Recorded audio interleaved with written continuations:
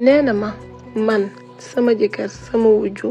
dañuy seq ñun ñett dañuy sëy maanaam ñun ñett comme genre plan A3 nee na ma ku ma waxoon ne lii am na Sénégal ba weddi ko ba korongoon nga ma koy dund si laay soog a xam ne lii am na nee na ma je me sens sale je me sens coupable moo tax tey ma ni na nee na ma man ak sama wujju boo ñu mosaan a fekk ëttu jigéen ñi dooni ñii ay wujju lañ tellement que amul benn animosité sama diggante ak moom jàmm lañ sekk kaf foretaan nee na ma li xew mi ngi xew si anniversaire am si ngoon googu sama jëkkër defal ko benn petite fête ñu nekk foofu di kaf di reetaan benn moment sama jëkkër am lu mu jël xaw a tàqali ko ak sagoom man ak sama wujju ñu toog di waxtaan comme temps normal ni ñu koy defee mais ngoon googu c'était plus intense ñuy waxtaan di xoolante bañ fóonante man ak moom nee na ma bi loolu amee benn instant je me sentais coupable dama mel ni woon ni ku salté mais benn instant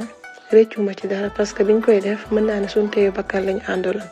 nee na ma soirée bi continué sama jëkkër ñëw ñu dem toog di waxtaan nekk ci sama néegu wujju bi kaf waxtaan nee na benn instant foofu la plan A3 bi ay xawee nee na bi mu xewee après bi ma xëyee mënatuma xool sama wujju mënatuma xool sama jëkkër tellement que mosuma dund loolu mosuma xam affaire yi ni mu demee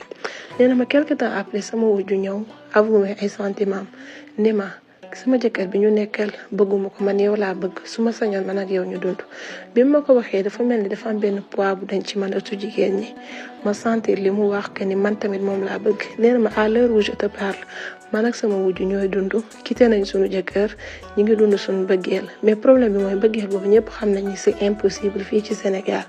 ma soxla woon conseil parce que bëgg naa ko bëgg na ma nan lañ mën a def ba nekk si jàmm avocat la vie nopp dalooti na man